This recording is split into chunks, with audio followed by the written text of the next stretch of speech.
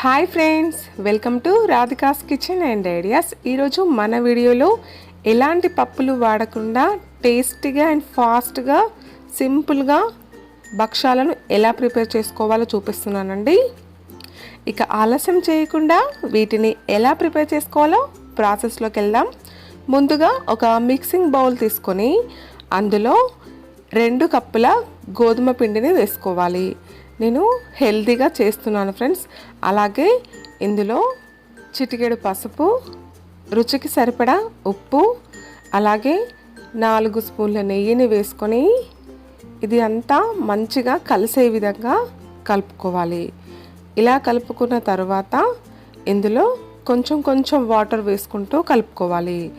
నాకు 2 కప్పుల గోధుమ పిండికి 1 కప్పున్నర వాటర్ పట్టాయండి. మనం పిండిని ఎంత సాఫ్ట్గా కలుపుకుంటే మనకు భక్షాలు అనేవి అంత పర్ఫెక్ట్గా వచ్చేస్తాయి అన్నమాట. ఇప్పుడు 1 స్పూన్ నెయ్యి వేసుకొని మళ్ళీ కలుపుకోవాలి. మనం ఒక 10 నిమిషాల పాటు పిండిని కలుపుకోవాలన్నమాట. ఇలా పిండిని కలుపుకున్న తర్వాత చూడండి ఎంత సాఫ్ట్గా వచ్చాయో. ఇప్పుడు 2 గంటల పాటు మూత పెట్టుకోవాలి. పిండి ఎంత చక్కగా నానితే మనకు అంత పర్ఫెక్ట్గా వస్తాయి. ఆ తర్వాత స్టవ్ ఆన్ చేసుకొని ఒక కడాయి పెట్టుకొని అందులో 2 స్పూన్ల నెయ్యిని వేసుకోవాలి. నెయ్యికి బదులుగా ఆయిల్ కూడా వేసుకోవచ్చు.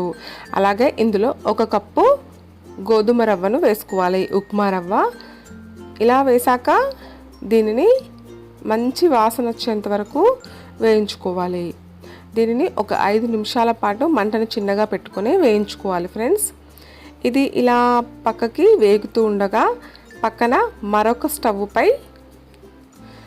ఆన్ చేసుకొని ఒక కడాయి పెట్టుకొని ఇందులో మనం ఏ కప్తో అయితే రవ్వ తీసుకున్నామో అదే కప్తో 3 కప్పుల వాటర్ తీసుకోవాలి.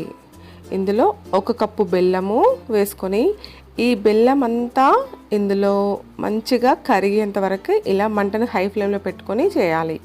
అలాగే ఇందులో 1/2 కప్పు చక్కెర వేసుకోవాలి. చక్కెరకు బదులుగా మొత్తం బెల్లమైనా వాడుకోవచ్చు. ఇలా చక్కెర అంతా ఇందులో మెల్ట్ అయిపోయింది కదా. ఇలా 1 నిమిషం ఇలా ఉడికిన తర్వాత ఇప్పుడు స్టవ్ ఆర్పేసుకొని దీనిని పక్కన పెట్టుకోండి. ఇప్పుడు రవ్వ కూడా వేగిపోయింది కదా ఫ్రెండ్స్. రవ్వలో ఈ పాకాన్ని కొంచెం కొంచెం వేసుకుంటూ మనం ఎక్కడ ఉండలు లేకుండా మంచిగా ఫాస్ట్గా కలుపుతూ ఉండాలి. మనం ఇలా బెల్లాన్ని వడకట్టుకోవచ్చు, లేదంటే డైరెక్ట్గా కూడా వేసేసుకోవచ్చు.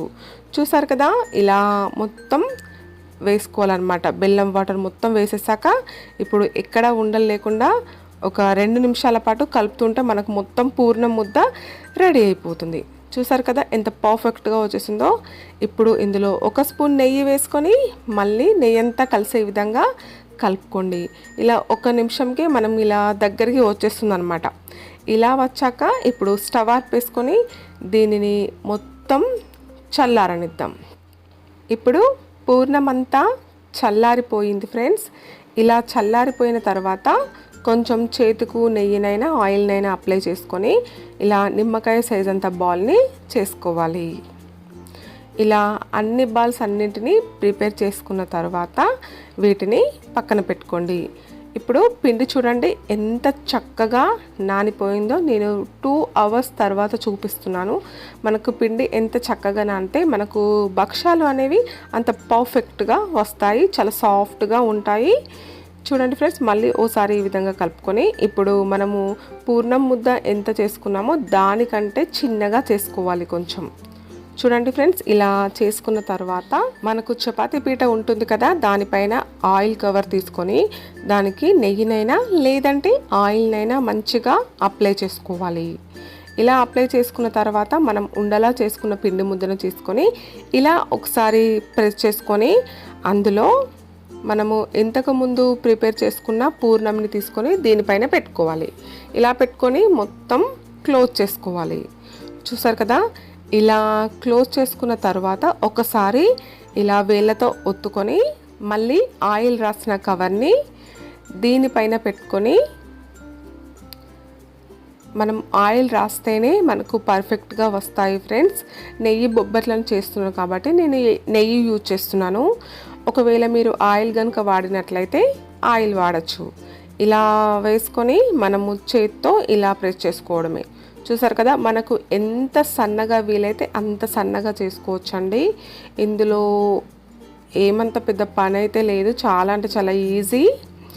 చూసారు కదా, ఎవరైనా చేసేయచ్చండి, చిన్నపిల్లలకు కూడా ఈజీగా వచ్చేస్తాయి. ఇలా వచ్చాక కవర్ తీసేసి చూడండి ఎంత పర్ఫెక్ట్గా వచ్చేసాయో. ఇలా ప్రిపేర్ చేయండి.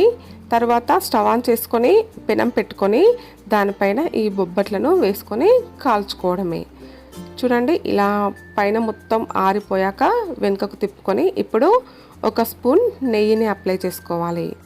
ఇలా నెయ్యిని అప్లై చేశాక మళ్ళీ రెండవ వైపు కూడా టర్న్ చేసుకొని మనము మీడియం టు హై ఫ్లేమ్లో వీటిని కాల్చుకోవాలి. చూసారు కదా ఫ్రెండ్స్, ఇవి ప్రిపేర్ చేయడం చాలా ఈజీ కదా.